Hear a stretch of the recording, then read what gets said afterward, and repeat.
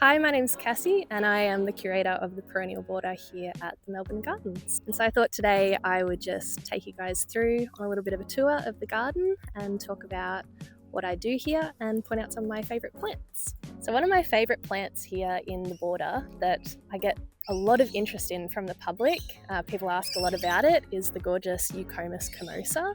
And this is actually the purple variety. It's a South African bulb.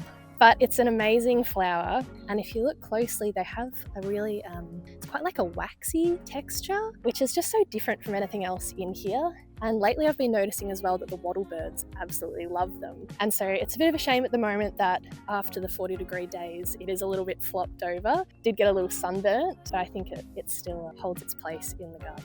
So this plant here is called Salvia nemorosa.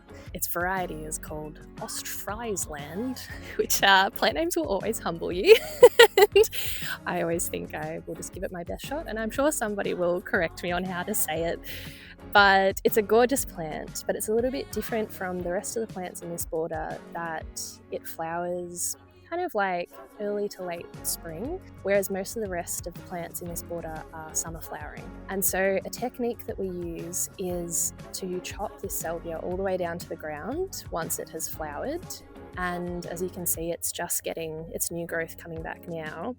I cut this down probably 3 weeks ago.